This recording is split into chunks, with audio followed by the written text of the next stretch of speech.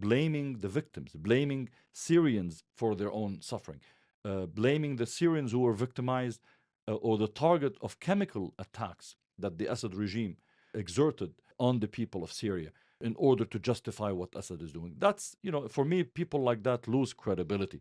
And they're not true friends and allies of the Palestinian people. Everything that the U.S. government has done over the past many decades had been to ensure there's no democracy.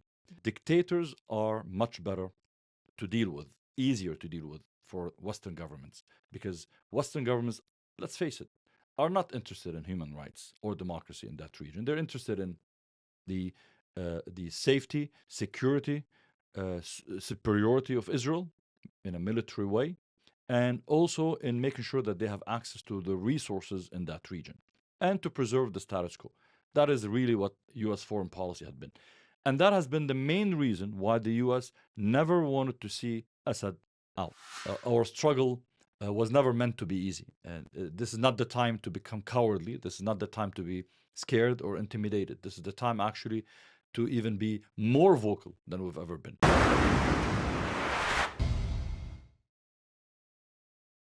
The United States and the Muslim world seem to be entering a new era. It's been weeks since the fall of Bashar al-Assad. Syrians can finally breathe a sigh of relief after being liberated from one of the most brutal regimes in history. In Gaza, a ceasefire is in place, with the hope that the U.S.-Israeli genocide is over. Sadly, Palestinians are now taking stock of what remains of their homes and loved ones buried under tons of rubble and destruction. America has a new president, Donald Trump, who forced the truce in Gaza and who has quickly signed executive orders that may negatively impact many in the Muslim community and other minority communities. With us today to discuss current events here and abroad is Hussam Ayloush. He is the CEO of CAIR, the Council on American Islamic Relations, California, and executive director of its LA chapter. He is also past chairman of the Syrian American Council. Hussam Ayloush, welcome to the American Muslim Dialogue podcast. Thank you. My pleasure. Thank you for having me. Before we get into the ceasefire in Gaza, I was wondering if you can give our listeners a context about Syria. What was it like living there? We've seen pictures of people coming out of Sinaya and the horrible torture that they went under. And also, if you can give us a brief historical context past World War I, how did the Assad regime come into power, and then through the Syrian Spring, and then finally the revolution. So basically kind of giving us a context. Sure. Syria is home to one of the oldest civilizations. Syria is home to some of the oldest cities, continuously inhabited cities in the world, such as Aleppo, Damascus. Syrian people are very diverse. Syria was controlled and run by various empires over the past many, many centuries until recently, I would say the last 600 years, it was under the Ottoman Empire until end of World War I. French and the British powers signed an agreement known as the Sykes-Picot Agreement back in 1916, dividing that region that was under the Ottoman Empire, creating new countries called Syria, Lebanon, Jordan, Palestine, and extending, part of Iraq and so on. Now, that region include people who have shared a long history, similar ethnicities, culture, religions, and religious makeup. But the new country, known as Syria, was formed. It was placed under under French mandate. The area was divided where the British had their mandate over Palestine, Jordan, Iraq. The French had North Africa, Algeria, Morocco, Tunisia, all the way to Syria and Lebanon. At that time, they ruled over that area until 1945, when the Syrian people or the Syrian government announced independence at that time. The French occupation left. Apparently, some people say that occupation never really left because the French colonialists made sure that they created enough weaknesses in the countries that they've left in order to ensure some control, access, and influence over that region. So there was still imperialist involvement. Involvement. through different things. I don't want to get into the details, but some of it is the borders they created. Mhm. Quite often, oftentimes, the borders that they created between different countries included splitting of cities and peoples and tribes, such as between Syria and Iraq, between Iraq and Kuwait, between Jordan and Syria, And between Syrian Lebanon. and Syria and Lebanon, Yeah. where entire villages were split up. So you have families whose cousins were Lebanese, whereas they could be Syrian, and so on and so forth. The intention was to create keeping hot spots between these countries, creating new identities, obviously, in terms of national identities, Lebanese, Jordanian, etc., but also playing into the diversity of that region. So, in Lebanon, for example, pitting Maronites versus Sunnis versus Shias versus Druze. In Syria, pitting Sunnis versus Christians versus uh, Druze, Alawis, etc. In Iraq, similar things. Also playing into the ethnicities, Arabs versus Kurds, and so on. So these were intentional weaknesses left in that region to allow for the West, and specifically at that time Western Europe, to have access by claiming to side with one group over the other. So that is a general background of Syria. Uh, Syria enjoyed a democracy, at least some form of democracy, or because the Syrian people, despite the intervention and interference of the West, tried to create at least an entity that respected everybody's rights, uh, had a decent constitution that was formed in 1950 that helped Syria remain a democracy where Syria's diversity, political, ethnic, religious, was represented in a parliament, Hmm. freely, democratically elected members of that parliament, until 1963, when the Ba'ath Party, the Arab Socialist Ba'ath Party, which means the Renaissance, led a coup against democracy and installed martial laws and canceled the implementation or the enforcement of that constitution and turned Syria into a one-party state where only the Ba'ath Party can rule, Hmm. forcing people into the ideology at schools, at the workplace, on the street, restricting free enterprise freedoms, restricting even economic freedoms, by enforcing some kind of nationalization of companies, of factories, of businesses. That is where beginning of Hafez al-Assad, the former, president's father, basically the first of the Assad Hmm. dynasty rulers, was part of. In 1970, he led a coup against his own people, his own team. He was part of the Ba'ath Party, imprisoning members of the Ba'ath Party's leadership, and starting the beginning of the legacy of the Assad family rule, repressive rule over Syria. So this was 1970. After that, Syria was run by one family, almost acting as a mafia. Uh, Involving and using some of the most brutal bloody tools to suppress any dissent, any difference of opinion, turning Syrians into prisoners in their own country. Hmm. And it's hard for someone who never visited or lived in Syria to imagine and envision what it meant, to go back to your question, what it meant to be a Syrian living in Syria. I never lived in Syria personally because my family, although originally from Syria, had left Syria when the Ba'ath Party took over because of the repression. Hmm. But what happened is I would visit my grandparents and I would visit my cousins, and I would see the level of fear people had living in a police state. Hmm. And for people to visualize and imagine how is it to live in North Korea today, Hmm. where a government is totalitarian, controls every aspect of your life, how you think, how you act, what kids learn at school, the glorification of the dictator. There are thousands and thousands of statues placed all over the country. Yeah, when I visited Syria, that struck me. Yeah, Yeah. you see it everywhere, at schools, on the streets, naming every bridge, every freeway, everything is Assad, Assad, Assad everywhere else.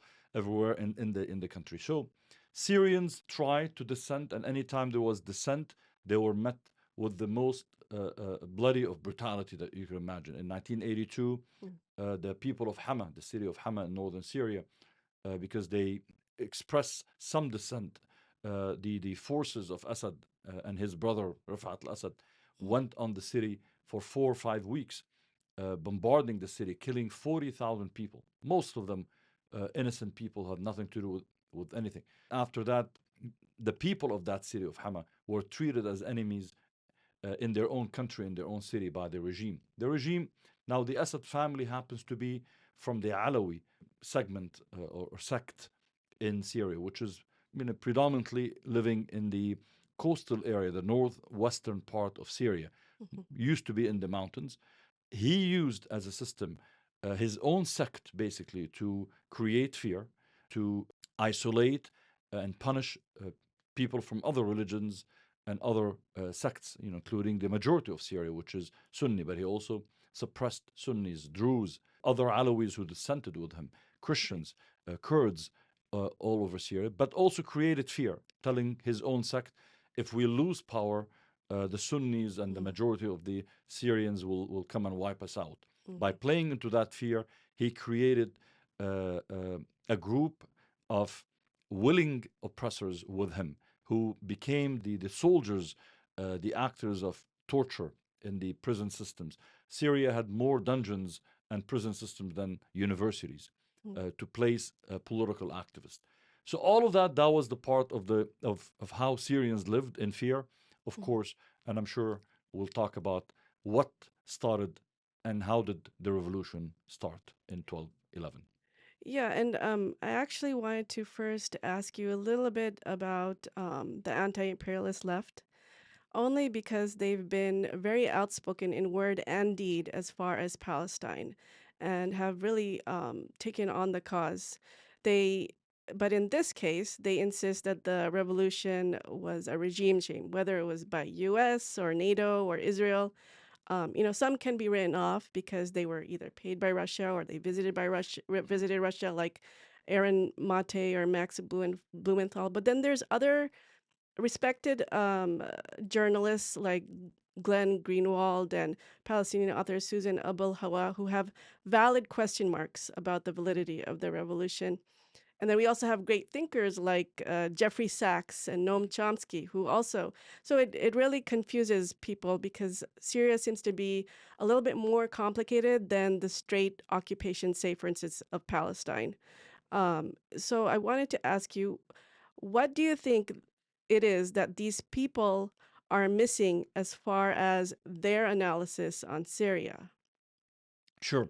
And it's hard to talk about how Western imperialists and anti-imperialists, I would say, think without talking how and why the revolution started in Syria in 2011 and the context in which that revolution started. That context is not unique to Syria, that belonged to a context that belonged to the entire region. The region lives either under occupation or dictatorship, under brutality, lack of freedoms. So if it is not the Israeli occupation, it is Arab dictators who have suppressed their own people in much of the Arab world.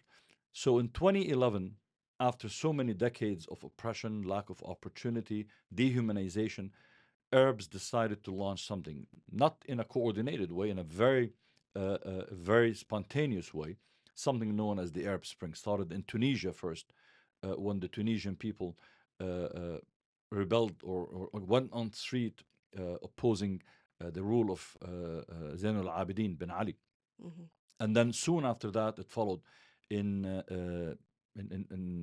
Egypt, then in Libya, then Yemen. Hmm. And if you would have asked me at that time, so this was starting, January, February of 2011. If you would have asked me, would it happen in Syria? My answer would have been, it's impossible. Hmm. Because in all these other places, as brutal and repressive the regimes might have been, whether it's Mubarak, Gaddafi, Zain al-Abidin bin Ali, Ali Abdullah Saleh, they were a fraction of the brutality and repression of Assad. Because even those dictators had to find a way to appease the military, appease a segment of the population. The Assad regime didn't have to, because there was no real military institution. It is a militia that is there to protect the Assad regime and its sectarian views. He didn't have to appease to anybody. He has, we're talking about the son now, Bashar al-Assad, who took over. We didn't get to talk about that, but in 2001, year 2001, Assad, the father, passed away. Again, although it's a republic, it's almost became hereditary, where he appointed, I mean, he prepared his son to be the president for the day he dies. He had Right. planned for Basil Assad, his eldest son, to be, but Basil died in a car accident, to the dismay of his father, because apparently he was well prepared over many years to be that leader. When Bashar came, he was called to come from the UK. He was in London. Right. He was becoming an optometrist. Exactly. Yeah. And he was brought in when his father was getting sick. They even had to rewrite or amend the constitution, because the Syrian constitution, which the Assad family never actually abided by or respected or upheld. But anyway, even symbolically, it required for the president to be at a minimum of 40-year-old to be president. Bashar al-Assad was 34 at that time. So they amended that whole constitution in 20 minutes meeting, and then made it where a president can be 34-year-old. I mean, they didn't even go 30, they didn't go 33. They just picked exactly his age, as ridiculous as it is. But the point is, when that revolution started, or Arab Spring started, I didn't think it would happen, but it happened. Young kids in the city of Daraa, the southern part of Syria, wrote on the wall, "It is your turn now, doctor. Jacques الدور يا دكتور." Teenagers, not planned by anybody. The regime couldn't even digest that something could happen, and they needed to make sure that they show a heavy hand against that action. So they immediately arrested these teenagers, tortured them in the most of brutal ways, uh, pulling off their nails, fingernails, sexual attacks on them, beating them up, to the point where their parents and the leaders of that area, this is a very tribal area of Syria. So the leaders of the tribe came to meet with the governor, who happens to be a relative of Bashar al-Assad, and said, these are kids. Can you forgive them? We'll make sure this never happens again. Just release them. And his answer to them was, consider them dead. Go home and make new kids. That's exactly what he said. And then he said, remember, this is a very conservative tribal area. And he said, and if you can't, bring us your wives, and I'll make sure I'll bring kids out of them. So Monstrous. very, triggering, obviously, for a region like that, for people, for anybody. Anybody. But Yeah. when you think of that, that's even more so than anybody else, because now it's no longer an insult against one person or one family. It's against a whole entire tribe or set of tribes. That led to demonstrations, spontaneous, peaceful demonstrations on the streets. Again, the regime could have handled this. Bashar al-Assad could have said, you know what, this is unacceptable. These are kids. He didn't. He gave a free hand for his cousin to do whatever he needed to do. And that, they started shooting at peaceful protesters. Very soon, many died and were wounded. The news spread through social media around the country in Syria. And very soon, within days after that, the first Friday after that, this was March of 2011, in every city in Syria, some demonstrations started happening, some more timid than the others, including in Damascus. The regime responded with more killing, more brutality, arresting anyone who participated. These were all peaceful protests on cameras, on videos. You would see all these peaceful protesters saying, Silmiya, Silmiya, peaceful and peaceful. And then regime militias will shoot at them and kill them. And for months, the regime kept denying it's responsible for the shooting and for the killing, although every video was shown. The regime is so brutal that it actually documented its own torture to death, where they would stab people, they would skin people alive, will stab them, will shoot them, will beat them up to death. And those videos will be made public with the goal of deterring others from being on the street. But there was actually a counter effect to that. Basically, what it did, it led to more people getting on the street because they felt this is our moment to end decades of torture and killing and tyranny in Syria. I know I haven't answered your question. I will get to it, but I wanted to create the context in it. So that was the context where Syrians felt like the rest of the Arabs, we might be able to remove, because at that time, Tunisians succeeded in removing Ben Ali. Libyans removed Gaddafi. Egyptians removed Mubarak. Yemenis also removed But Ali. even Syrians didn't actually ask for the removal in the beginning, Exactly. right? They just Syrians wanted are so timid reforms. because they knew what kind of Yeah. brutality they have. Their chant was not الشعب يريد إسقاط النظام. The people want to bring down the regime. Their chant was الشعب يريد إصلاح النظام. Basically, the people want the reforming of the regime, meaning release some of the thousands of the political prisoners that you hold, allow for some municipal elections, allow for some opportunity, because it was the Assad regime and their family that owned the economy. 85% of the economy was run by them. You can't do a business, you can't grow. People were suffering in poverty. With that inclination for many months, what happened with the protest being peaceful, people started defecting from the army. These are conscripts, people drafted into the army, who were asked to shoot at their own people in their own villages and their own cities. They don't want to do that. Obviously, if you don't do that, you stay with the army there, you will be shot immediately, killed. So many will defect and join their people, and eventually, take with them their AK-47, whatever weapon they have with them, and formed groups to protect their neighborhoods. Obviously, they were absolutely no match to the brutality and the military strength of the regime with its MiGs, jet fighters, helicopters, tanks, and but nevertheless, because of the growing number of defecting people, they were able to organize into small units that called themselves the Free Syrian Army. Really not an army, really no centralized power, but enough of popular movement in Homs, in Aleppo, in Syria. These are all cities in Damascus, all cities in Syria. They started organizing and pushing the regime. Within less than a year and a half, in 2013, the regime was reduced to the centers of the city, of various cities, lost much of the farmland, much of the land, and it was about to actually be defeated. And at that time, the regime called upon its patrons, its allies, two governments that are fully embedded in support of the regime in many ways: the Iranian regime and the Russian regime, basically.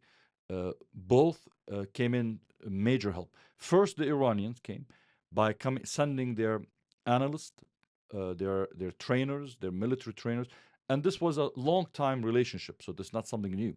They've always had their supporters and their trainers and their military experts there, including the Revolutionary Guards.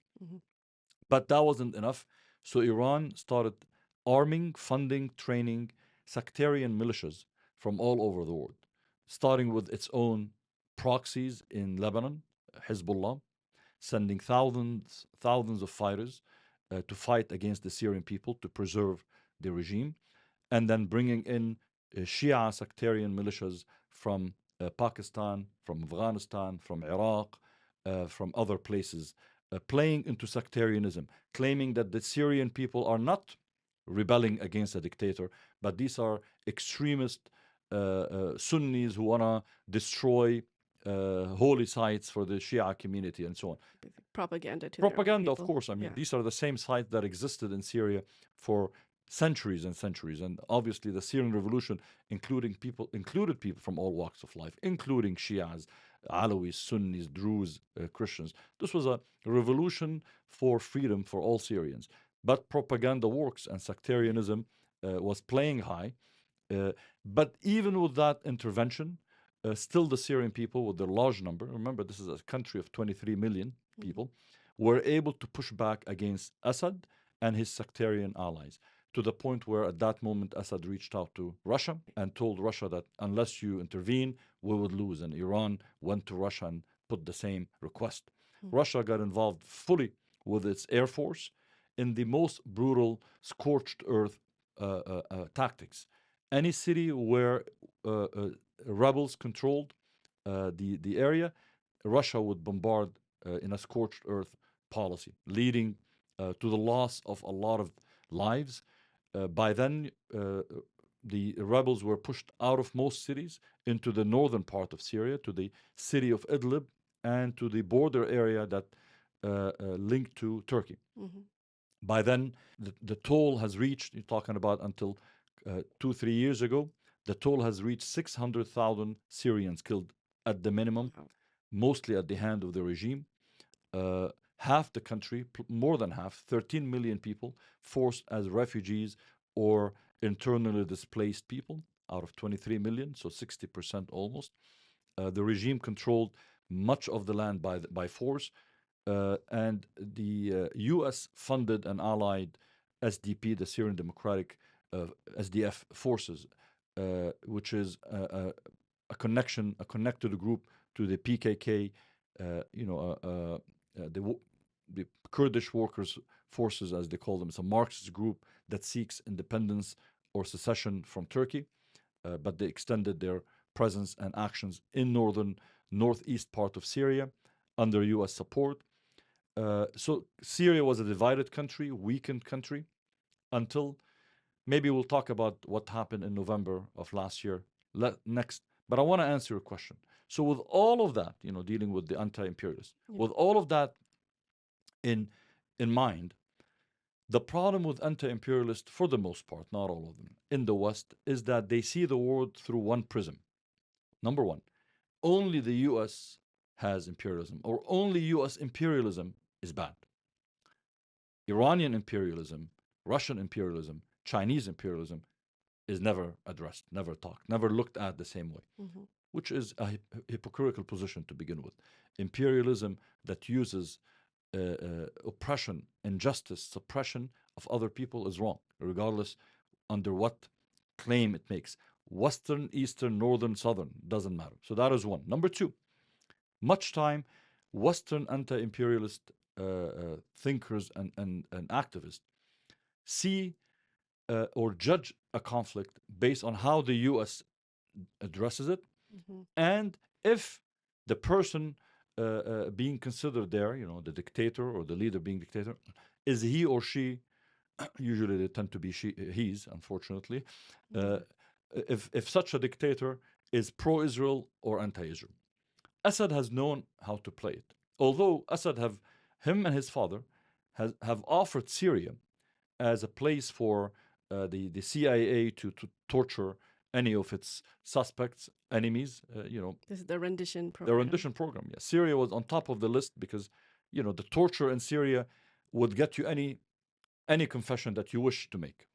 People would confess to whatever you want them to confess to under the most brutal of torture centers that existed under the CIA. So much of being anti-imperialist. But Syria still claimed to be anti-imperialist and anti-Israel. And anyone who knows anything about the politics of Syria knows that until the brutal genocide that happened in Gaza, the Assad regime has killed more Palestinians than any other government or country in the last 60, 70 years, whether it's in Lebanon or in Syria. So the Assad regime never cared about the Palestinian issue. It was a slogan by which the regime used it to suppress freedom, demands for freedom in Syria. So anyone who asked for democracy would be arrested, tortured, executed in the name of being called or labeled as an enemy of the state or a spy or an agent for Israel. But the reality is the regime never did much. Actually, the safest border Israel has ever had is the border with Syria, because no one was allowed to even shoot a bullet from that border. Uh, many of the people who were detained over the past many decades were also Palestinians who lived in Syria or Palestinians in Lebanon. But the activists, the anti-imperialist activists, or so-called, because I don't think they are real activists, judge that situation in Syria or anywhere in the world, whether it's dealing with Gaddafi, Saddam Hussein, basically based not on are they democratic, are they just, are they popular, are they dictators? No, it is basically on their claim regarding the West and Israel. And that makes them lose a lot of credibility, in my opinion. And that's why some of these people who have never worked in Syria or lived in Syria or talked to real Syrians other than some of the pro-regime opportunistic people who are a tiny, tiny minority of the Syrian people, as we've seen, especially now that it's clearer to people who didn't know. Mhm. Because of that ignorance, I want to give the credit, I want to give some benefit of the doubt to those who might be ignorant about it, because, I have a lot of respect for Greenwald on many of his areas of work that he has done. And I appreciate what he has done. And it breaks my heart that someone who is supposed to be very principled and educated lacks that knowledge of what is happening in Syria and starts to mix up.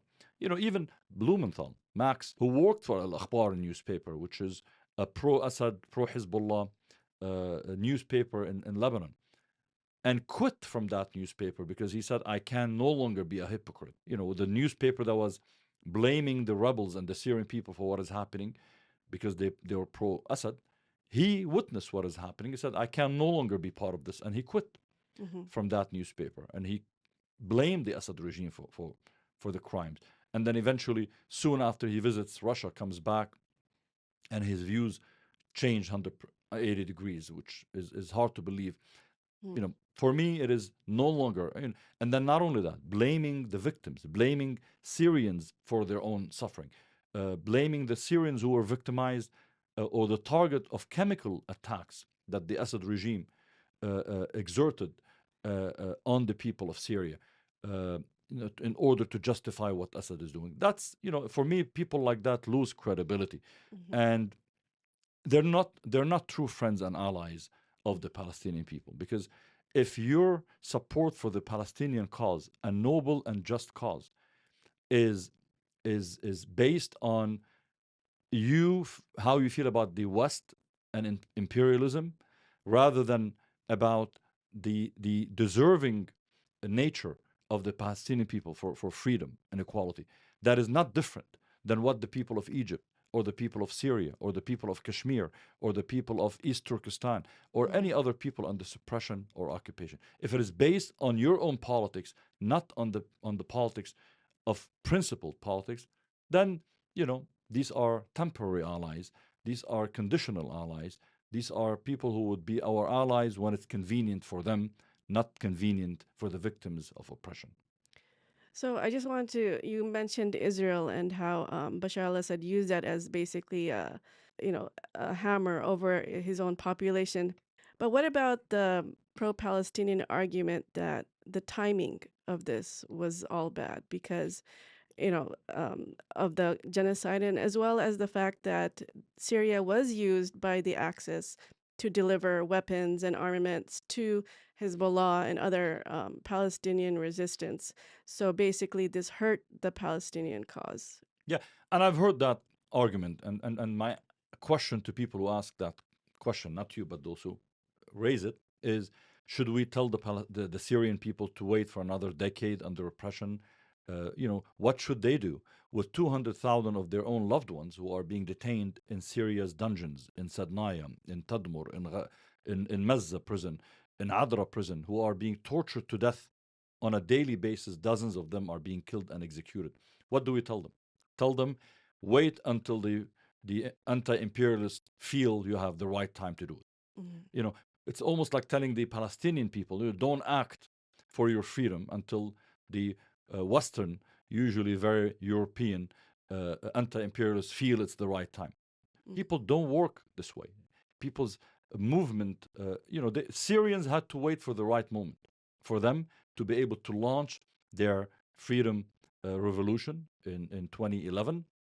And that moment was spontaneous. It was what was happening in the Arab world, the Arab Spring. And when they launched their last campaign Mhm. for liberation in November of 2000. Yeah, actually, if you can get into exactly what happened there. So exactly in 2024, in November 22nd specifically, the rebels who were organized together under one command, one military command, decided to launch a campaign, push the regime forces away from their area because they were being bombarded, shelled by the regime. And their goal, from what we've read so far, it was to liberate the outskirts of Aleppo in the north and push the regime far away. They, from by all documents we've read, There was no plan to reach Damascus or anywhere else, even near outside of Aleppo.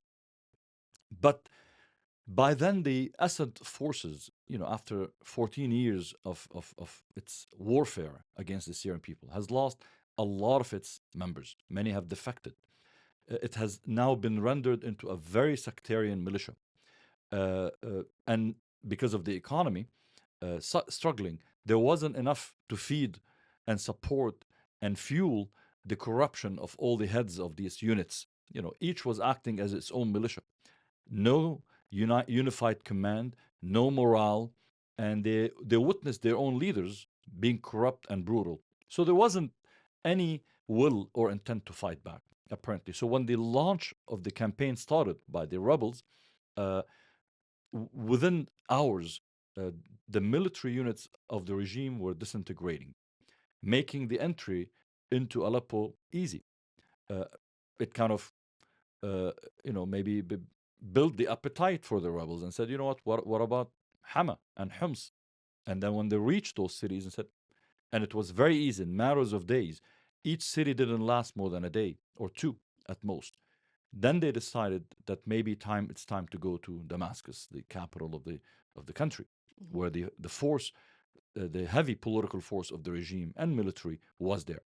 And then they continued reaching all the way to Damascus on December 8th. And by then the news was that Bashar al-Assad and his family had fled the country, and many of his uh, uh, high level officers, hiding in different places, and many had left Damascus, going back to where they came from in the northwest part, the coastal area Mhm. of Syria, where Latakia, and Tartus area, and the hills, known as the hills or the mountains of the Alawis, Jabal Alawiyin, where a lot of their villages might have been, Mhm. including Qardaha, the town from which Bashar Assad and his father came Mhm. from. So by then, the liberation happened. Now, when you read a lot of the interviews that were conducted by various media outlets with the rebel leaders, they've said they had plans to push into this campaign into Aleppo almost 4 to 6 months before the day. They kept postponing that because of the timing, and the timing was Israel at that time was engaged in a battle not only with the people of Palestine and Gaza, but also with Hezbollah in Lebanon. Mhm. Tit for tat, and then there was a major attack that started in September when Israel launched a major attack on Hezbollah targets everywhere, including in Syria. Mhm. And at that time, the rebels decided that if we launch our campaign, it would appear as if we are aiding the Israeli occupation in its battle against So Hezbollah. they did take into consideration So they what was did, happening in absolutely. Palestine. So they kept postponing until in November there was an announcement of a ceasefire Mhm. between Israel and Hezbollah, where there was cessation of the attack. That was the window that the Syrian rebels and the Syrian freedom fighters decided would be perfect. Number one, Syria's strongest underground defenders and patrons, being Iran and Hezbollah in specific, were so weakened that they had to even pull away and pull out from many of the lands and the cities that they were controlling and occupying in order to kind of support Hezbollah in Lebanon. So that created a huge window on the ground. Number two, the second patron, and that is Russia, was also extremely weakened because of its war in Ukraine, where it had pulled out many of its fighter jets over the past several months from Syria, sending them back to Russia to participate in Russia's aggressive war against Ukraine. And that created an opportunity. Yes, what is the condition? What is the timing? That's the perfect timing. It Mhm. created a unique window that the Assad regime is weakened, its allies are extremely weakened, and they decided that if we don't take advantage of that, within a month, Hezbollah will regroup, will resend its militias. Who knows what Russia would do? And then the campaign was launched, and it was successful. And by every military and political analyst you can have, it was a perfect moment that created the results that everybody had wished for in Syria. So I'm just going to press you a little bit about some of the arguments about how quick it happened, and many point to possible U.S. involvement. I remember when the chemical bombs were happening, and Obama had said this is a red line, and the bombs continued, and U.S. didn't do anything to protect the people from these bombs. So one of the proofs that U.S. was engaged in a dirty war sort of regime change operation was first that and I'll just list a couple of the things, U.S. sanctions that seem to have targeted the people and not Assad himself or his family, as well as I'm sure you've heard of the WikiLeaks email from Jake Sullivan to Secretary of State Hillary Clinton, where he stated that Al-Qaeda is on our side in Syria. At the time when Ahmad Al-Sharaa, formerly known as Abu Muhammad al-Julani, was part of Al-Qaeda. And then there's also the U.S. was supporting rebels through the Operation Timber Sycamore, basically sourcing weapons from Libya and bringing them to allied rebels or Al-Qaeda in Turkey. And then fast forward to today, there's a really quick U.S. rehabilitation of Ahmed al-Shara's image, basically taking off the $10 million bounty on his head. And then these softball interviews from Western media like CNN and BBC. So my question is, did the U.S. help the rebels? And did they at any point make basically a decision to overthrow the Syrian government and make sure that it's somebody who the U.S. wants in power? Yep. There's no debate that the U.S. government, Arab regimes in the region, and Israel do not want to see a democracy in the Arab world. This has been a pillar of U.S., Western, Israeli, and Arab foreign policy, because democracy in that region is not healthy, is not good for Israel. And U.S. foreign policy in the Middle East is very much shaped by the Israeli interest, especially interest groups in the U.S., AIPAC and their allies, especially usually tend to be very right wing. So we know for a fact everything that the U.S. government has done over the past many decades had been to ensure there's no democracy. Dictators are much better to deal with, easier to deal with for Western governments, because Western governments, let's face it, are not interested in human rights or democracy in that region. They're interested in the safety, security, superiority of Israel in a military way, and also in making sure that they have access to the resources in that region and to preserve the status quo. That is really what U.S. foreign policy had been. And that has been the main reason why the U.S. never wanted to see Assad out. They wanted, and Israel has said it many, many times, Israeli leaders have said, the Saudis, the UAE, who at one point said, we are with the Syrian people, never provided enough weapons and support for the Syrian people to oust and remove Assad. But they provided enough weapons to weaken Assad, but ensure they keep a stalemate.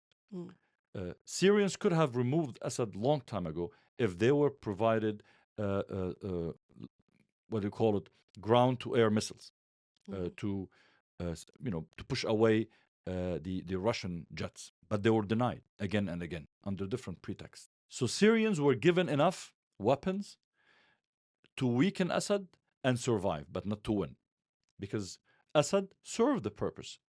Assad never was a threat to Western hegemony in the area, was never a threat to Israeli security, was never a real ally to the Palestinian people. Enough where he blabbers a lot. For the right money, he did everything. For the right support, he's allowed Iran to pass through its weapons to Hezbollah. For the right amount, he would suppress the Palestinian PLO, Yasser Arafat, back in the days. So it is not an ideological government. It's a mafia that runs a country. Whoever pays more, they will do. The Assad regime became the number one provider and developer of Keptagon, of drugs in that entire region, because it's a mafia. And Western governments in general prefer to deal with people like that because they're easier. You don't have to deal with a parliament. You don't have to deal with popular opinion. You don't have to deal with media. You have to deal with one person and you know his price. Sometimes he asks for more, but that's what it is. So with that said, yes, when the Syrian people rebelled, they knew they can't rely on anybody other than themselves. Mm-hmm. Yes, they needed to look at countries and regions in the region that actually had an intersection of interest with their interest of removing Assad. In that region, the only country was Turkey. Mm-hmm. Turkey was the only country that needed to ensure that Assad is out, because a destabilized, weakened Syria obviously creates threats to Turkey because it shares the longest border with Turkey, Syria and Turkey. Number one. Number two, because of the destabilizing factor of Kurdish separatists in Syria and how it impacts the large Kurdish community inside of Turkey itself, Mm-hmm. leading to an independent, maybe declaration of independent Kurdistan and so on. So that will destabilize Turkey. So Turkey was a country, and of course, many Turks, I would say a majority of Turks, have a long history with Syrians, shared culture, shared history, shared government for 600-700 years under the Ottomans. A lot of Syrians in the north have Turkish descent and ethnicity in their DNA through the intermarriage that happened. Likewise, so many of the Turks in the southern part of Turkey also have a lot of links, Arabic links, Syrian links, because of that history. So there was that sympathy also, which was putting pressure on the Turkish government. The Turkish government also had to welcome 4 million plus Syrian refugees, which had a major impact on its economy and the politics of the country. It caused a lot of pressure on the ruling party, the AK party, the ruling Mm-hmm. party of President Erdogan. So they had all the reasons to remove Assad. So that's why they supported the rebels. And when the rebels launched their campaign, from what we've read so far, the U.S. was taken by surprise. Israel was taken by surprise. The Israeli government had to meet on a Sabbath, on a Friday night, unusual, to decide what to do and what's happening in Syria. Mm-hmm. Arab governments were surprised. Syrians themselves were surprised. And I would even bet to say Turkey and the Syrian rebels were surprised by how easy it was to go beyond Aleppo. They didn't even have enough fuel for their Mm-hmm. trucks and cars because they didn't think they're going to need to go beyond Aleppo. They had to actually come together and say, how do we get the fuel? How do we put oil and gasoline to reach that part? How, not enough food or weapons were or ammunition was saved for that because it came as a surprise. Now, I would say, in terms of Al Qaeda, in terms of U.S. support, the U.S. supported various rebel groups, pitting them against each other. The same thing was done by the various Arab countries, supporting one group. Each country had its own favorite and preferred Yeah, militia. the Saudi, UAE. I mean, Saudi, UAE, Qatar, yeah. and each for different reasons, and each played more positive or less positive. So I'm not equating all of them, to be fair. I think the UAE played a very destructive role in Syria because the UAE had been and continues to be the main power in the region against the Arab Spring. It was the same entity. The UAE was the funding, the main source of funding to undermine and outdo and undo, I would say, to undo the revolution Mm-hmm. success in Egypt, Tunisia, Libya, and Yemen. And at one point, very much aided by Saudi Arabia, which did not have an independent policy at that time. Mm-hmm. Things seem to be changing now between Saudi Arabia and UAE. Uh, so the role is not a positive role. And yes, when we witness the U.S. supporting some groups, now the main group that receives funding from the U.S. is, as I mentioned, the Syrian Democratic Forces, which is Yeah, if you can explain a little bit about what's happening there right now. that is an area that is ruled by the Kurdish separatist groups in Syria, an area that is mostly not Kurdish, actually. Majority is actually of Arab nationality or ethnicity, and they do not represent all of the Kurdish people of Syria. Many of the Kurdish people of Syria, like all their fellow Syrians, want to see a strong Syria that is respectful of all Syrians and its diversity. They want to see a unified Syria that is democratic. Uh, you know, SDF is a group that actually has an allegiance to the PKK, which has a greater or larger agenda than Syria itself. It's again, its issue is with Turkey. It has engaged in terrorism, targeting innocent people inside of Syria, inside of Turkey, and outside of the region also. It's not a Syrian agenda. It's not a good agenda for the region. It's very destabilizing. Syria uh, needs to be a country and will be a country that embraces all of its diversity, including Arab, Armenian, Turkish, Kurdish, Turkmenis, all diverse religious diversity, Muslim, Christian, and Jewish. Actually, there's a history, and Druze, and all of that beautiful diversity that Syria represents. Now, just because the U.S. supported some groups for its own interest, as well as every other country in the world almost, it does not take away agency from the Syrian people. What is more important and most important, anytime we talk about any group, when we talk about what the people of Gaza or what the people of Palestine at large are doing, it is not about, well, who's funding, who's sending weapons. Well, do Palestinians have agency? What is their aspiration? It doesn't matter. If there's no debate, Arab countries, Iran, have exploited the Palestinian cause, but it does not take away from the noble cause, the legitimacy and credibility of the cause of the Palestinian people, and it does not take away their agency. Likewise, with the Syrian people.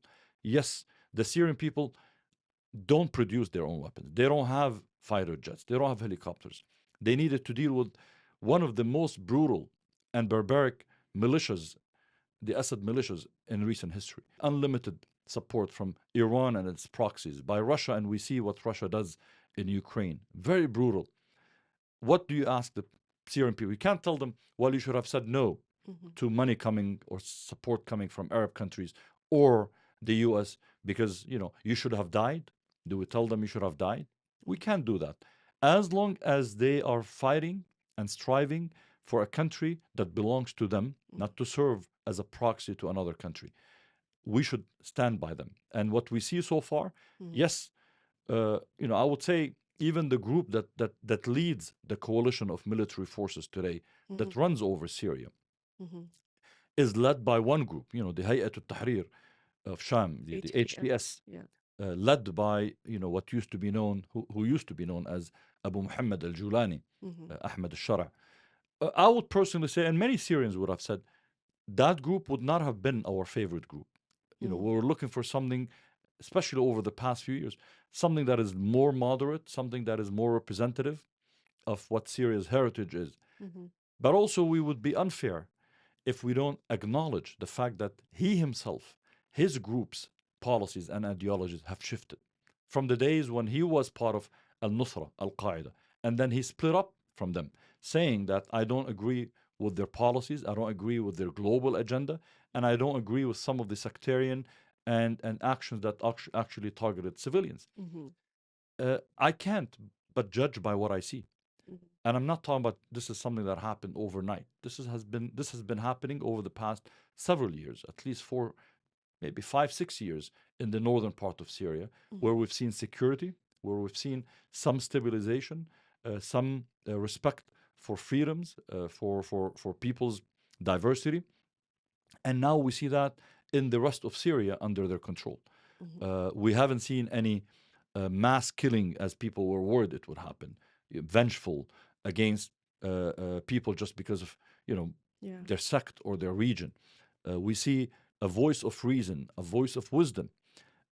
Until I see otherwise, I'm not going to jump on the bandwagon and condemn. I would actually praise when I see positive change, and I'm seeing positive change. As I said, this would not have been my position 3-4 years ago because of the group. But as I've seen change today, I'm willing as an activist, as an American Muslim activist, as a human rights activist of connections with deep connections to Syria, to give this new government a chance and to fulfill what they've already committed to. A country that is democratic, where there will be elections, there will be a constitution that respects Syria's diversity. Does it matter his background, the fact that he did go through this evolution? People derogatory say, he's a terrorist, he cut off people's heads. I mean, does that play a factor in as far as having any kind of like, respect for his position now? Sure. I mean, I would say number one, are we talking about the group itself or him personally? I think Because I'm talking about yeah, him. because him personally is what we see an evolution of a person, a young man who witnessed the occupation, the brutal occupation of Iraq by the U.S. and the harm and the pain it caused on the Iraqi people. He decided he wants to stand by the Iraqi people, his brothers and sisters in faith, in that sense. He didn't see anything else to join, to support what he deemed to be the legitimate right to resist an occupation. Uh, Obviously, I'm one of those who have condemned Al Qaeda for not PR reasons, but for ideological reasons because of their tactics and what they've done targeting innocent people. So that would not have been something that would have been a good time to condemn him joining Al Qaeda, Mm-hmm. but understand also why he joined. And he was arrested and detained by the U.S. In U.S. prisons for much of the time. Actually, he was in Iraq until he was released and sent back to Syria. He came back to Syria. He went back to Syria to participate in the Syrian Revolution. Again, forming al-Nusra, Jabhat al-Nusra, al-Nusra Front as an extension of Al-Qaeda would have been something to condemn at that time. Mm-hmm. But are these things eternal? Are these things permanent? Like, uh, can people change? Do we allow for people to change? And if they change, do we condemn them forever for their past? We can't do that. Mm-hmm. Not in that part of the world where where where so much changes, and we need people who can unify. At this point, they're the ones who've liberated Syria from one of the most brutal dictators in recent history. And everything they've done since then, actually, even before in the last few years, is showing that there has been a change in the ideology, in the practice of all those who belong to HTS. Let's wait and see. If they continue to be on that path of reconciliation, democracy, respect for freedoms, respect for the diversity, I think, if anything, we should nurture that, support it. Uh, but I would say that applies to people who are sincere. Governments are not sincere. Governments, I laugh when I hear some of the most dictatorial governments in the region, the most repressive governments in the region, give and patronize Syrians and say, we will not support the new Syrian government until they become more inclusive. When they respect minorities. When I hear Western governments talk about that, the same Western governments, talk about minorities, the same governments that have funded, armed to the teeth, one of the most genocidal governments in history, the Israeli government, as it destroys and eliminates minorities, indigenous minorities in Palestine, in historic Palestine, in Gaza, in West Bank. Talk about, patronizing Syrians. It's hard to take them seriously. It's hard to take Arab leaders who themselves don't allow for freedoms or election to talk about we need to see steps that will ensure there will be a true democracy in Syria. I don't take them seriously, but I take people who are human rights activists, people who care about democracy, saying that, and I stand by them because that is exactly what I say. That's what we're going to be holding the new government in Syria accountable to, but also we're going to thank them for actually living up to what they have committed to. And we want to make sure that they have the resources, including an end of the ongoing sanctions on Syria, an end to the demonization of Syria, a challenge to what Israel has been doing.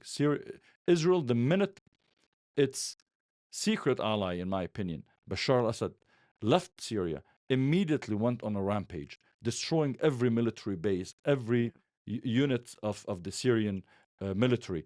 Because, when Assad was there, it never felt threatened by him, because it knew.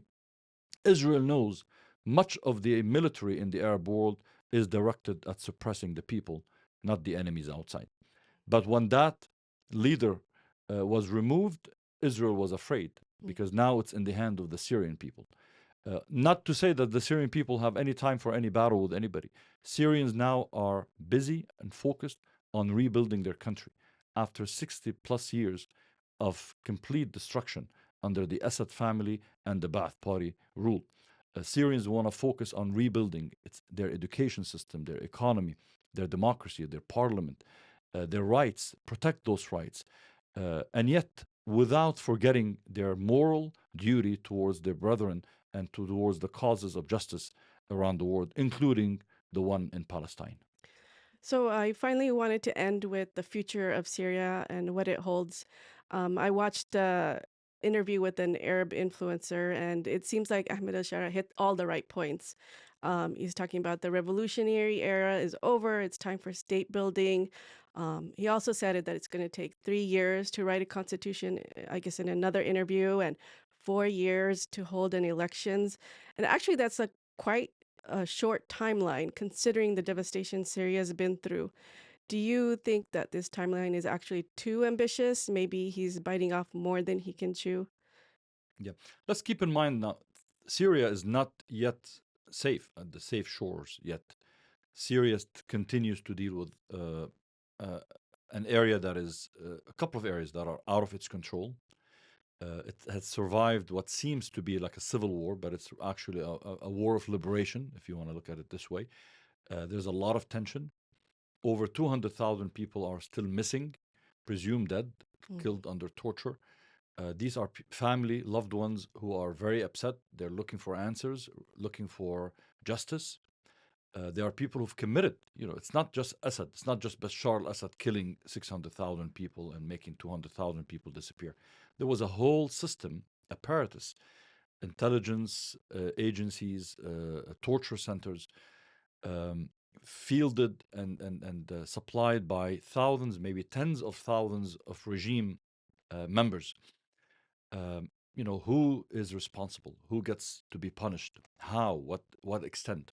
And that in itself creates some instability. And then there's the region that is under the SDF's control, and then there's the area in the south near the Golan, the Julan Height area. One is the Julan Height, the Golan Height in English, is occupied by Israel illegally, annexed by Israel illegally, recognized and approved by the Trump administration as part of Israel, again illegally, immorally. There's the region where the Druze live, not only in the Julan, the occupied Julan, but the other part, the Suweda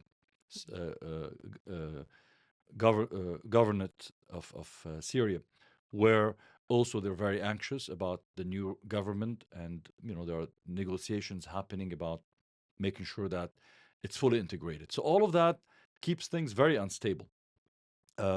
Syrians are still in disbelief. I talk to my friends, my family members inside of Syria. Yes, there's the euphoria of liberation now, where tens of millions, millions and millions, at least to say, of Syrians are thrilled to finally breathe a fresh air of liberation, of freedom. But the unknown is still on the surface, it's still on the horizon. So when we talk about the rewriting of a constitution or of holding of elections, this is what everybody has been dreaming to see in Syria. Yeah. The timeline is optimistic, in my opinion. Actually, if there is or there was to be an election today in Syria, I have no doubt that Ahmad Shara would win by landslide, because people see him as the hero who finally liberated them. But I'm glad that he said we wouldn't be having an election now. No, number one, half the country, almost 12 million, are still outside of Syria or outside of their homes. Many without an address, without an ID. Maybe several millions, have lost their paperwork, their documents, official documents. How do you have them vote, and so on? So it's gonna take time to regroup, rebuild, reset the institutions. Compared to all other revolutions we've witnessed throughout history, this is one of the least bloody ones, least destructive ones, least vengeful ones. So let's give credit where credit is due, and let's be on the side of the Syrian people, as a people that have paid the heaviest price for that freedom. They deserve nothing less than our support at this point. And I'm hoping they're on the right track. I think that Syria, the future, despite the fact that almost every other government around it, in the neighborhood and outside, wants for this revolution to fail, for the reasons that I mentioned earlier. Most Arab governments do not want to see a democratic Syria because it's contagious. And these leaders would be very worried about how that will impact and inspire their own people. If if the people in the region witness that another fellow Arab country and people liberated themselves and got rid of their own dictator, that might open the appetite and give ideas Sure, yeah. to a lot of other suppressed and oppressed people in the region. So, Mhm. Arab governments, dictators in general, have made it clear they don't want to, they've always said you can't have a revolution because you will have a civil war, you have destruction. Now you have a model that actually is successful.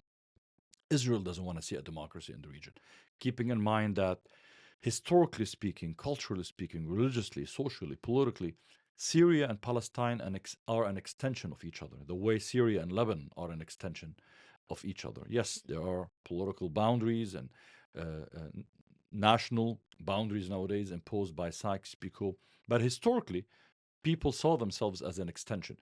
This inspires, as much as the resilience of the people of Gaza inspire the rest of the world, it also inspired the people of Syria.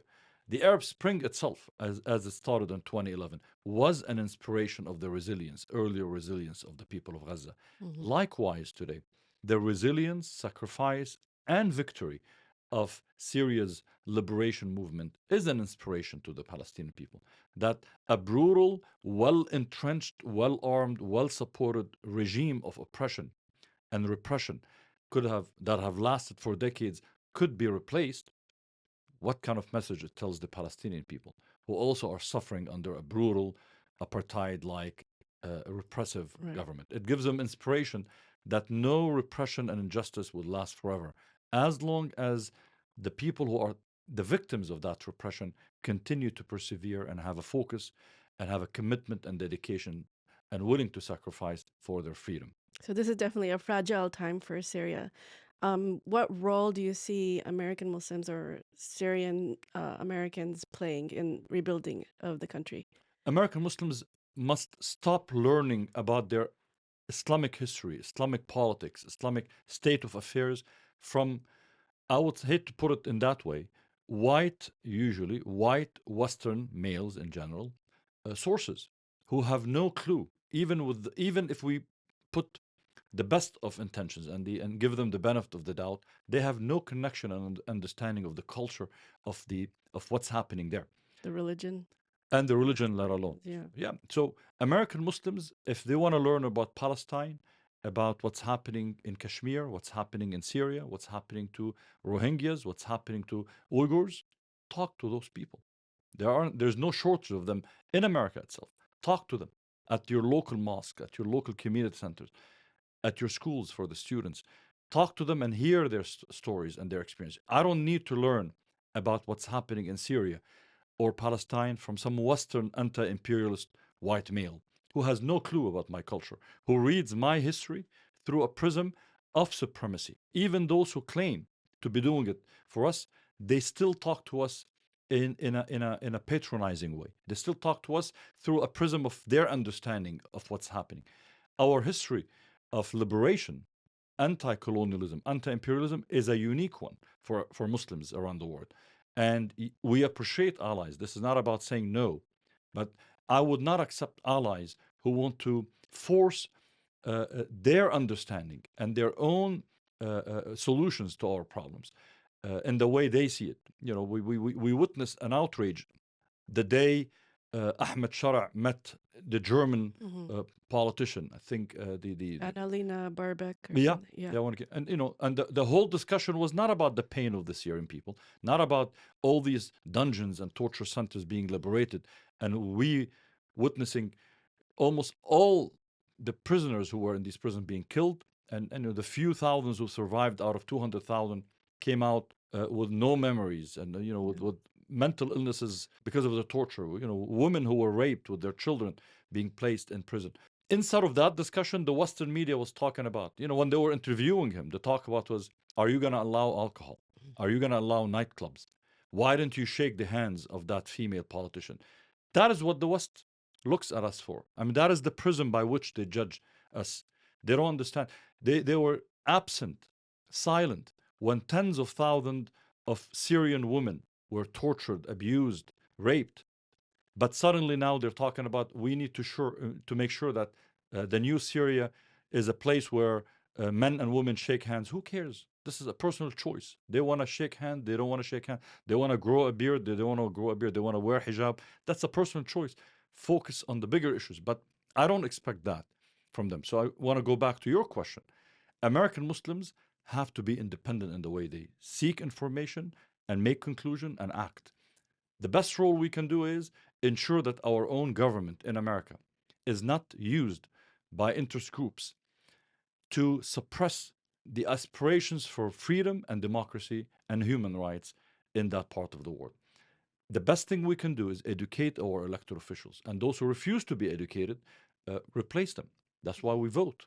Vote for those who care about human rights, who are committed to human rights, not to serve the interest of dictatorships or apartheid regimes or interest business groups that look at the Middle East and the Muslim world as a market for consumptions, for consuming American products, consuming American cultures, pop culture, or for being subdued to the interest of the apartheid state of Israel.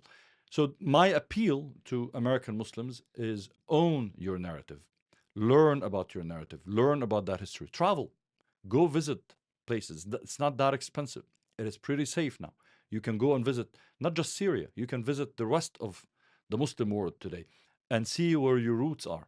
You belong to that ummah. Yes, you're an American Muslim, and we're proud of our Muslim identity as Americans, the way Egyptians and Pakistanis and others are.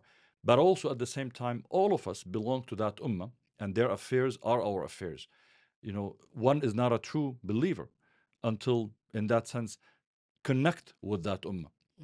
من لم يهتم بأمر المسلمين فليس منهم. Whoever is not concerned by the affairs of the Muslims, then he or she does not belong to them. This is our affairs too. Their well-being is part of our well-being. We can invest in our advocacy level because they're the country with the most influence over the rest of the world's affairs is our own country. So when we leverage our votes and our voice, we are shaping, hopefully, not only locally, domestically, ensuring that our country upholds our principles by which we claim equality, liberty, justice for all, but also uphold it when it comes to our foreign policy too. Well, speaking of foreign policy, I wanted to turn our attention to Trump's new administration as it relates to Gaza.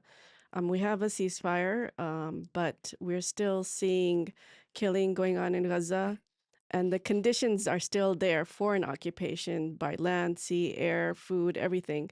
Do you give credit to Trump for the ceasefire, and can we call it a victory for Palestinians at this moment?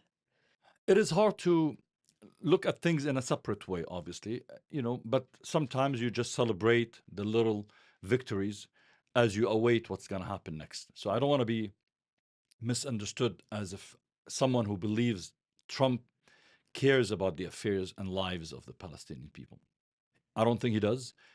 And it's going to continue to take from us pressure, advocacy, rallying, whatever it takes to make sure that we keep the pressure on our government, White House or Congress or on the media, to highlight what is happening in Palestine, the pain and the plight of the Palestinian people. But in this case, there is no debate. The Biden-Harris administration had sold itself to the narrative and to the plan, to the goals of the Israeli government, the right-wing Israeli government, in terms of the genocide happening in Gaza. Meaning it was willing, the Biden administration and Biden himself was willing to forego and sacrifice his own second term and and the election of Harris after that, in order to continue to unconditionally support Israel, protect it, justify what it's doing, and arm it, supply it, defend it through what it needed to pursue that genocide. So at this point, when we read that about 29% of people who voted for Biden in 2020, 29% of those who did not vote, almost 6 million people who did not vote for Harris, while they had voted for Biden In 2020. in 2020. Mhm. So in 2024, 6 million didn't vote. 29% of those people said they didn't vote because of Biden and Harris' record on Gaza. Mhm. That, you do the math, that cost the Democrats, the White House, and Congress, because now all are run by the House, the Senate, and the White House are all dominated by Republicans. So the fact that this was what we dealt with, Mm-hmm. I hope it's an eye opener that actually there is an audience. This is not just all Muslim voters, by the way, or Palestinian voters or Arab voters. Actually, this is a lot of progressives, including progressive Christians, progressive Muslims, progressive Jews, a lot of young voters who abstained, who either voted for Stein or decided not to vote or other candidates. But it's a substantial vote. I think Trump understood that at this point, because he has a lot of ego, big ego, and he wanted to show himself that he's the one who can make things happen. He's a peacemaker. He's a peacemaker. I don't know if I truly believe that, but you know what? Intentions are not important Right. when it comes to politics in the sense of what we want to see. What I care about are results, and the fact that the genocide stopped, I hope permanently, but at least now for the time being, is something to celebrate, and he gets the credit. It's the same ceasefire agreement that was introduced through the U.S., Qatar, and Egypt to Israel 8 months ago, back in May of 2024. Netanyahu refused that peace agreement, that ceasefire agreement, to be exact, ceasefire agreement, with the same terms, very minor changes. And not only the Biden administration failed to leverage or pressure the Netanyahu government and leverage U.S. power to do that, but not only that, but actually continue to supply Netanyahu and Israel with all the necessary deadly weapons, massively deadly weapons, to continue with the genocide. And it took Trump, before even becoming president, putting the pressure and made it clear in various comments that this pressure is not only or threat to Hamas, but also to Israel, that it has to accept the ceasefire, and it did accept it. Now, where would that take us after that? I would say we don't know. If anybody tells you they know, they're lying to you. Trump has two major camps within his cabinet, within his support base now. That's actually what I wanted to ask you. He has staunch Zionists surrounding him, right? He has staunch Zionists, and he has also a lot of America First supporters. And at the end of the day, I don't think Trump cares about either one, but he has to appease because each represent an important constituency in his base. Various bases, including the Christian right, but these are two important bases, including white nationalists. But these two bases, the America First and the Zionist, are ones with big agendas, and oftentimes they don't they don't match with their agenda. For the America First team, they would like to see America withdraw from conflicts around the world, not to be part of the conflict, not to be funding the conflict. Focus on, channeling this money that we usually waste into various wars and interventions into the U.S. Now, I'm not a big fan of being an isolationist country in general, because I do believe, as the largest superpower in the world, we have a role to play in helping promote democracy, human rights, something we haven't done in any recent history. So short of doing that, if we can do that, maybe it is better for us to stay out of other countries' affairs. Maybe it's better for us not to be invading other countries, not to be supporting dictatorships and occupation. So yes, in general, my preference is for us to do good. But if you cannot do good, do no harm. And do no harm, meaning I do believe now an America First policy, consider until we reshuffle, until we reassess, until we change the way we operate in terms of foreign policy and military power. Yeah, America First is a good transition.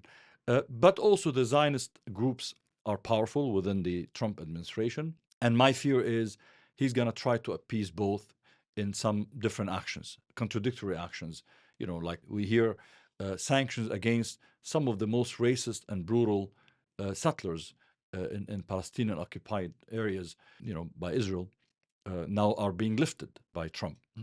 That gives them a free hand to continue to abuse Palestinians, steal their land, destroy their crops and their homes and so on. At a time when, on the other hand, he pushed for the ceasefire. Yeah. What will happen next? Again, I would say We don't know. We don't stop our activism. We don't stop our BDS. We don't stop our organizing. We have an election happening in 2 years. Mhm. It's actually more important for us in America today. Now that the lesson that what happens in Palestine has an impact on our US elections, there's an audience, there's a group and constituency of voters in America who care about what is happening. I think politicians will pay attention. So as we prepare for the midterm election, where every member of the House and one third of the members of the Senate are going to be running for re-election, this is the time for us to build coalitions and make our voice clear, that we might be able to flip Congress to provide checks and balances. America is much better run when there are checks and balances. And having a Republican in the White House, it might not be a bad idea to have a Democrat in Congress to make sure that hopefully if we elect people, whether they're Democrat or Republican, who understand that human rights is an important voting issue for to many American voters. Hopefully, these newly elected people can provide an additional voice to existing members of Congress today who have made it clear ceasefire was important and end of the occupation is important. That will provide some pressure, counter pressure against the Zionists who will be pressuring Trump to engage more of U.S. military, U.S. taxpayers' money, U.S. Credibility into supporting an immoral, brutal occupation against the Palestinian people. So Trump said recently that he doesn't really have confidence in this ceasefire holding. And now we're seeing Israel going to West Bank, shutting off all cities, starting to go after actually the Palestinian Authority helping Israel to crack down on resistance members. So, and also there was like I guess, a rumor that maybe Trump and Biden promised him that if he agrees to a ceasefire, they'll allow him to go into West Bank and kind of like an invasion of the West Bank, like a trade-off kind of deal. So I guess my question is, does it seem futile? Does it seem like we are just getting duped by the same people over and over again? You know, doesn't matter who's dying, whether it's in Gaza or West Bank. Was it worth it to get Biden and Harris out and get Trump instead? Time will tell. Okay. We make decisions based on what we see. We play with the cards given to us, right? Not the cards we wish to have, as they say. American voters, including American Muslim voters, had to do what they believed to be the action that will stop the genocide. So I do believe, although I work for a nonprofit, you're nonpartisan, but in my personal capacity, I would say this was a wise decision, moral decision, because otherwise, how do you justify? How would you look at the mirror, look at yourself at the mirror, knowing you're supporting the same people who defended, armed, supported the genocide? What else? The question becomes, what else can they need to do for you to draw a line and say, that's when I'm not going to vote for you? So you can't blame American voters and specifically American Muslims. So they did what they believed was the right thing, and I still believe it was the right thing. Is Trump a better ally to Palestine? Absolutely not. No one, I mean, we know what Trump did. There's no need to guess what he did. He did a lot of terrible things that actually empowered the right-wing groups in Israel. He actually prepared the climate for this genocide. But one thing he did not do was doing the genocide. He was not. Would he have supported had he been? Most probably he would. I don't know 100%. But I know for a fact Biden and Harris supported the genocide, defended the genocide, excused the genocide. So for us, at that time, the action was needed to do, as political activists, as voters, to do what we can to stop the bloodshed, the mass murder of Palestinian children and men and women. For us at this point, as we deal with what's next, I don't put my hope in politicians. Politicians they're not running charitable organizations. They don't wake up in the morning and say, for the most part, I think there are a lot of decent ones, of course, but at least the ones in power nowadays, they don't wake up in the morning and say, what can I do good for mankind? What is the step that I can do to uplift humanity? That's not how they do it. It is, how do I appease my, pressure groups, interest groups? How do I make my allies, my donors, political campaign donors happy? How do I advance my own ideological views, etc.? So that's how they're operating. What we need to do is to become, as a group of voters, we need to become strong enough politically that you get the attention. It is not enough to bark. We need to be able to bite. Mhm. And in America, politically, biting is not only allowing somebody or helping somebody get elected, is to have the political muscle to make somebody lose. We need to be able to tell politicians who are in office that if you continue to support genocide, apartheid, occupation, human rights violations, dictatorships, we will be voting for your opponents. And we might be able, as we build coalitions with others, we might be able to make you lose. When that happens, then I don't care what they think. I don't care what their intentions might be, because then we will get their attention. We're not there yet. And I think, obviously, it might be some wishful thinking with some of the changes happening in the Middle East. Obviously, the resilience of the people of Palestine, the people of Gaza in specific, should not be underestimated. Right. It's a factor that sends a message that when there's a will, there's a way. That even the most brutal, the most suppressive, the most armed of armies in the world cannot occupy Gaza Yeah. and cannot defeat the spirit of the people of Gaza. Netanyahu did not willingly go into a ceasefire because there were really no more military targets after the first 2 days of the assault on Gaza. Everything else was just about being vengeful, about being vindictive, about collective punishment, about preserving his political legacy. It's about not going to prison because of the corruption. It's about covering up for why Israel failed in terms of security, intelligence, and military on October 7th. All of that. But despite all of that, he was not able to defeat the spirit of the Palestinian people. Yes, he committed a genocide. Over 150,000 people killed, wounded. Almost everybody in Gaza has lost their homes. But the lesson we learn is the resilience of the people of Gaza, the resilience of the people of Syria and seeking their freedom, changing the way people in the Middle East now, even in the most normalizing with occupation governments and countries in the Middle East, people in these countries, whether it's in Egypt, in Saudi Arabia, in Morocco, in UAE, people in that region are saying, was it wise? Did we really need to give up? Did we really need to sell out? Did we really need to betray the Palestinian people and their just cause and their just striving and struggle for freedom? Maybe, look, without any military, without any armies, they were able to stand up to that Israeli arrogance. Why don't we do the same? So these questions actually weakened what Israel has been building in terms of normalizing with governments at the expense of the Palestinians while keeping its occupation and its apartheid. Going back to American Muslims and Trump, how you said, you work for a 501c3. So I wanted to know, as CAIR, how will this affect Trump? Basically is going to probably be signing into a law a bill that basically allows the Treasury Department to change the designation of or revoke designation from organizations that they, for whatever reason, they decide are violating U.S. laws. So I wanted to know what's CAIR's plan and what other organizations are doing, because it does kind of send a chill down the the community. Absolutely, and you're probably talking about what was back in the last Congress, H.R. 9495, referred to as the nonprofit killer bill.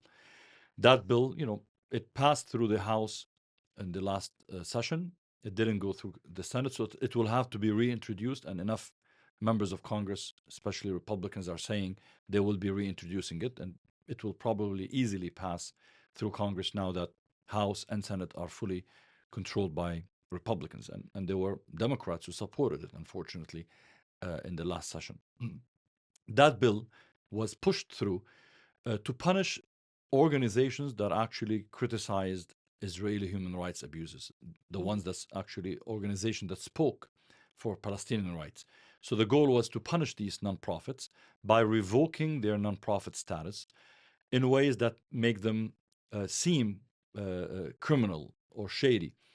It doesn't have criminal tools because we have enough laws on the books today to deal with real terrorism.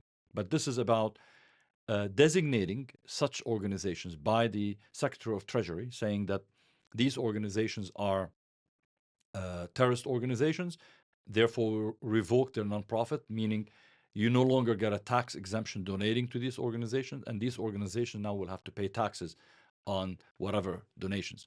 Now, it's just the fear tactics. The just the notion of that. Oh, this is a designated as supporting of terrorism organization that will scare donors. So the goal is to choke these organizations and choke any efforts to speak on behalf of Palestinians. Now, what most people in America are understanding today is that if this is to pass and then get signed into law by the president, it impacts not only pro-Palestinian organizations, it can impact organizations that focus on immigrants' rights, labor rights, and so on and so forth. So I'm hearing more and more people organizing against it. Hopefully, it will create enough pushback. But if it passes, we still live in a country where laws prevail. And if they use political tactics, McCarthyism, to scare and intimidate and stifle free speech, people can still organize. They shut down an organization. A group of people can form another organization. We shouldn't live by fear. We should not let these fascist entities and fascist activists who are pushing for these laws to scare us from standing up for what is right for America and what is right for all people. Our struggle was never meant to be easy. And this is not the time to become cowardly. This is not the time to be scared or intimidated. This is the time actually to even be more vocal than we've ever been. I remember the days, I'm old enough to remember how the American Muslim community was targeted, was demonized right after the terrible attacks on 9/11 and blamed for something Muslims had nothing to do with. And fear tactics, intimidation tactics were used against American Muslims to scare them. And if anything, the American Muslim community regrouped, came out stronger, organized, strengthened organizations like CAIR and many others. CAIR, used to have a handful of employees. After that, it multiplied multiple times in size and growth and impact. And today, compared to 2001, we're larger as a community. We have more resources, more allies. There's more awareness, and we have more commitment. And actually, as we prevailed against the Islamophobia atmosphere after 9/11, we will prevail after this, again, manufactured, fueled Islamophobia that we witness today. And we're going to witness even more under a Trump administration because many of its cabinet members, many of its supporters thrive on promoting bigotry, hate, including Islamophobia. In fact, he's already wasted no time with his executive orders ending birthright citizenship, which would affect many in the Muslim community and our Black and brown allies. He started the mass deportations. I'm hearing out of Chicago. The communities are becoming devastated. And so, what's your advice on how do we deal? I mean, you've lived through the first Trump presidency and, dealt with it as an organization. How do we deal with him for the next 4 years? And what challenges that may be same or different do you might expect with the Trump administration? As Muslims, and I'm going to speak here to a Muslim audience, of course, others share similar values. But for the Muslim community, we are a community that is driven by faith. Our faith is in Allah subhanahu wa ta'ala, God Almighty. We know that He is the source of all things. Nothing happens without His will and His permission. So no need to fear.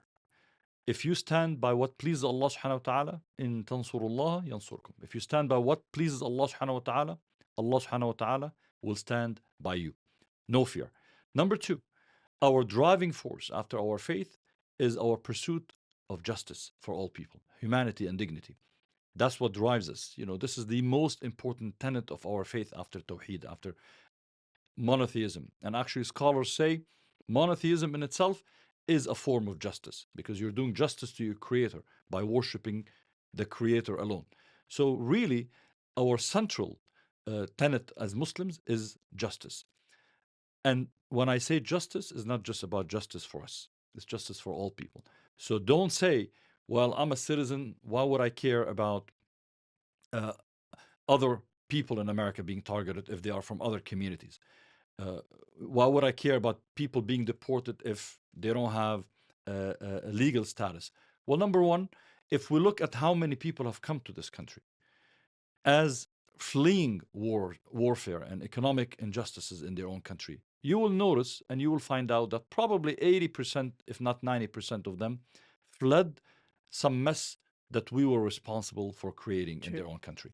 So before you tell people go back to your country, let's make sure that we don't destroy their country. Let's make sure that we fix the damage we've done.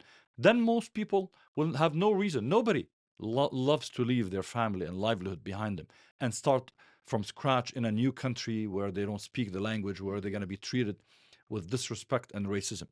Ask why they came here. Don't just say, oh, I came here legally and everybody. Well, maybe you are among the fortunate ones. Hmm. Others have their own reasons. Let's not generalize. Let's not deprive them from their humanity. And if people have done something, crossing a border without the legal routes, why do we punish their kids? Why do we? Let's not ever lose our humanity. I'm all for laws and I'm all for treating people fairly and equally, but also without losing our sense of dignity, sense of human rights, sense of justice. Let's look at the root causes.